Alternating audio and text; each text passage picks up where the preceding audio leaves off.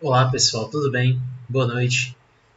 Vamos falar hoje sobre óxidos inorgânicos, dando continuidade ao nosso conteúdo de funções inorgânicas. Já falamos sobre ácidos inorgânicos, já falamos sobre bases inorgânicas. Bora dar continuidade falando sobre os óxidos. Hoje eu tenho aqui um pontadorzinho para mostrar aqui as coisas no slide. Estamos ficando mais tecnológicos, hein? Ora, ora. Pois vamos começar.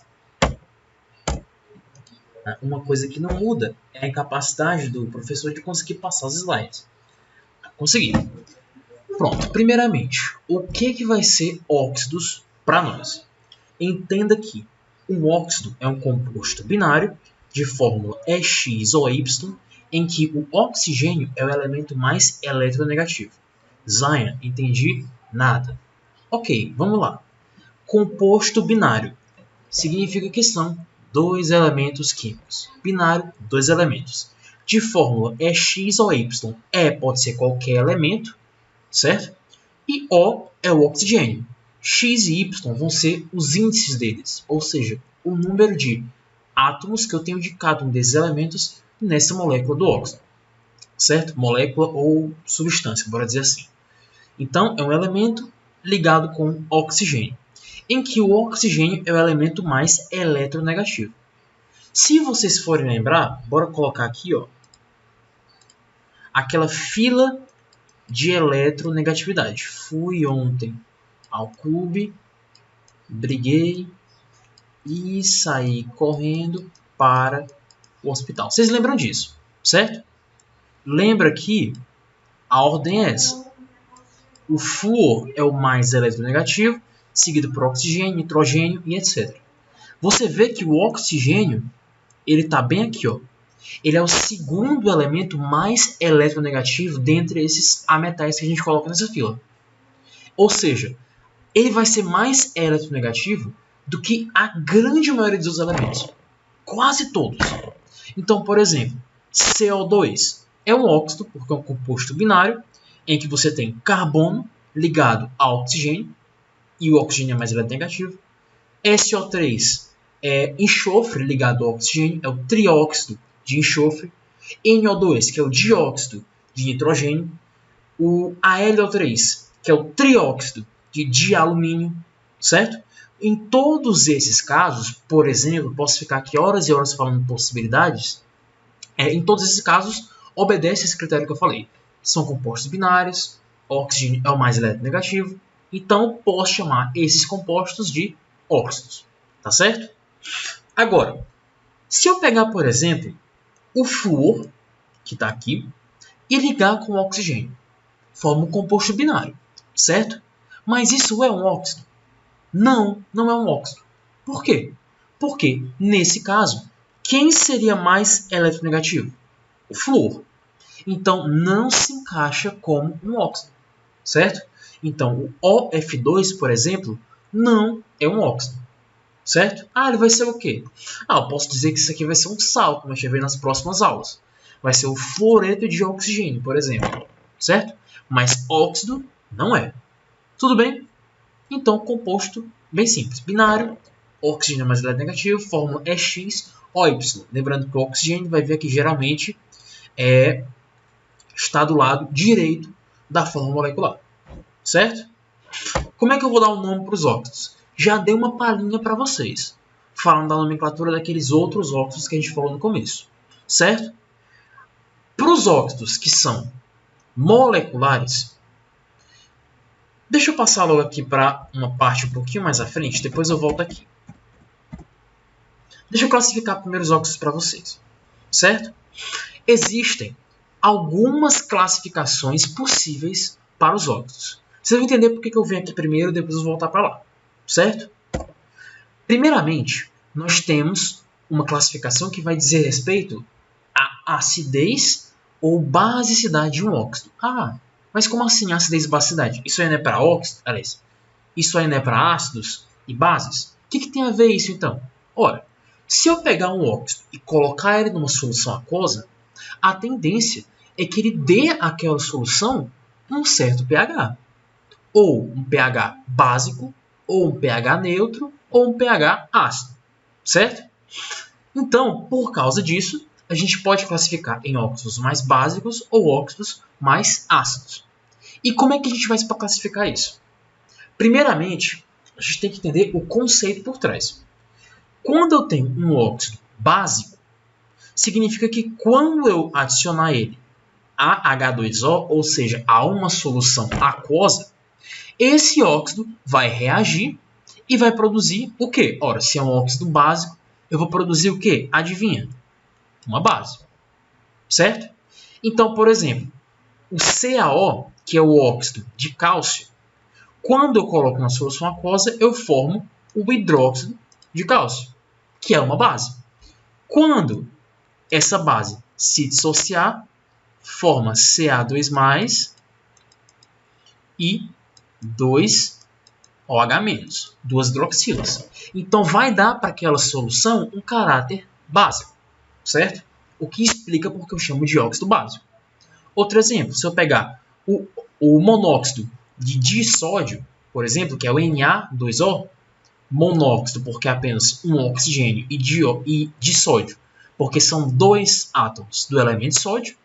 Quando eu coloco na solução aquosa, eu formo 2NaOH. Formo duas moléculas de hidróxido de sódio. Quando eu coloco na solução aquosa, acontece a mesma coisa. Eu dissocio, formo Na+, e OH-, certo? Dando um caráter básico para aquela solução. Tá bom? E por eles serem óxidos básicos, o que você acha que acontece quando eu pego um óxido básico e reajo ele com um ácido? Ora, o que acontece quando eu coloco base com ácido? Neutralização.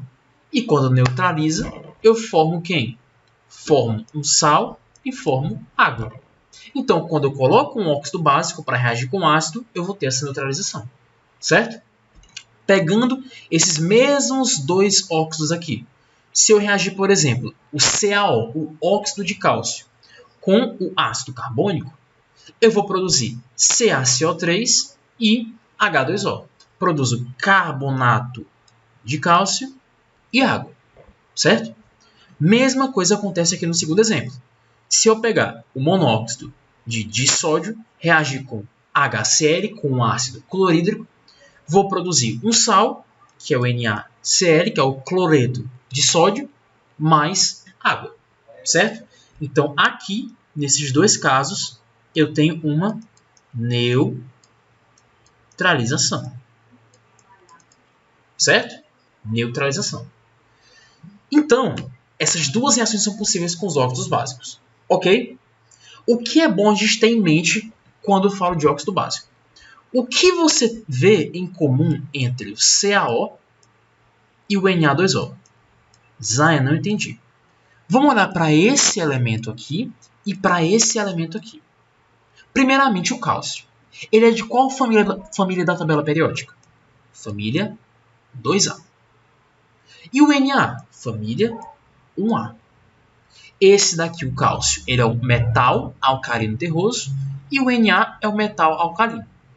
Então, quando você pega a tabela periódica, os dois, a tabela periódica bem mal feita aqui, esses dois elementos eles estão bem à esquerda na tabela periódica, certo?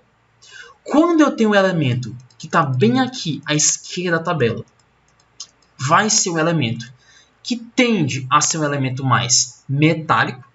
Nessas duas primeiras famílias é um metal, ou um metal alcalino, ou alcalino terroso. E, além disso, é um metal, é um elemento muito eletropositivo. Lembra disso? Quando eu pego um metal, vamos ver se você lembra, e eu junto com um ametal, metal com ametal, eu formo um composto que eu chamo de composto iônico. Lembra disso? Pois veja bem, se eu pegar um metal como esse metal alcalino, ou um metal alcalino terroso, e juntar com a metal, como é o oxigênio, o que é que vai acontecer? Eu formo um composto iônico.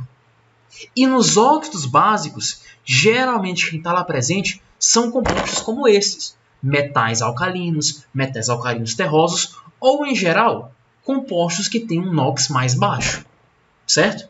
Então, quando eu tenho compostos como esses, eu vou formar um composto iônico.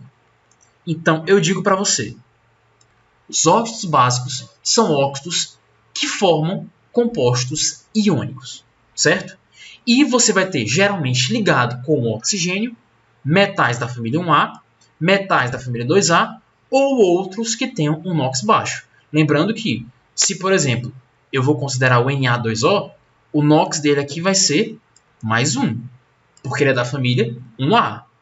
No caso do cálcio, o NOx dele vai ser mais 2, porque ele é da família 2A, certo? Então, vão ser metais com NOx baixo também, tá certo? Quando eu falo de óxidos ácidos, tu pega tudo que eu falei para a base e inverte. Inverte. Aqui na base, volta. Aqui na base, eu não falei que quando reage com H2O, eu produzo uma base? Então, no óxido ácido, quando eu reajo com H2O, eu produzo o quê? Um ácido. Pela mesmíssima lógica. Por exemplo, trióxido de enxofre, o SO3. Reagi com água, quando eu coloquei em solução aquosa, formei H2SO4, que é o ácido sulfúrico. Você lembra? Ácido sulfúrico.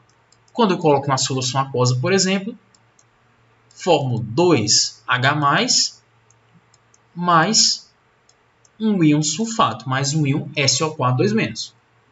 E esse H+, você sabe muito bem, que torna essa solução uma solução ácida, certo? Assim como o CO2, quando reage com H2O, forma o ácido carbônico. Mesma lógica, certo? Voltando. Quando eu falar de óxido básico, ele não vai reagir com um ácido fazendo a neutralização? Pois é. Quando eu pegar um óxido ácido, ele vai reagir com a base para formar sal e água, para neutralizar, certo? Então, tudo que eu falei para base, para óxido básico, quando eu falar de óxido básico, vou reformular a frase. Tudo que eu falei para óxido básico, quando eu falar de óxido ácido, basta inverter, certo? Então, por exemplo, o CO2, nosso querido dióxido de carbono, também conhecido como gás carbônico, muito bem, quando ele reage com uma base, como é, por exemplo, o hidróxido de cálcio, forma carbonato de cálcio mais água. Formei uma neutralização. Ah, Zayn, por que é o carbonato de cálcio e não o outro sal qualquer? Quando a gente falar de sais, você vai entender direitinho isso aí, ok? Por exemplo, se eu pegar o SO3, reagir com KOH, que é K, potássio, hidróxido de potássio. Vou formar K2SO4, que é o sulfato de potássio, mais H2O, certo? Então, também neutralizei. Quando eu falei de óxido básico, eu falei que forma composto iônico ou molecular? Iônico, você lembra? E quem são os compostos que estão ligados com oxigênio? 1A, 2A e outros que têm um NOx baixo. Então, quando eu falar de óxidos ácidos, como eu falei, tudo se inverte. Então, vai ser um composto molecular que vai ter um A metal, um composto com NOx alto, ligado a oxigênio.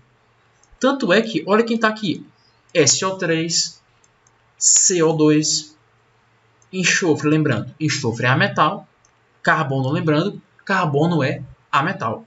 Tu quer saber o NOx deles? Bora calcular então. NOx do oxigênio é menos 2. NOx do enxofre aqui vai ser quanto então? Ora, menos 2 vezes 3 vai ser igual a menos 6. Lembrando que a soma dos NOx aqui tem que ser resultante 0. Então, quanto que eu tenho que somar com menos 6 para zerar tudo? Mais 6. Então, o NOx do enxofre aqui vai ser mais 6. Veja que é um NOx alto comparado com aquele mais 1, mais 2 do óxido básico, não é mesmo? Se eu pegar, por exemplo, o CO2, NOx do oxigênio vai ser menos 2 vezes 2, menos 4. Tudo tem que zerar. Então, qual tem que ser o NOx do carbono para que Quando eu somar com menos 4, D igual a 0. Vai ter que ser mais 4. NOx alto em comparação com aqueles outros que a gente tinha falado antes. Certo? Deu para entender?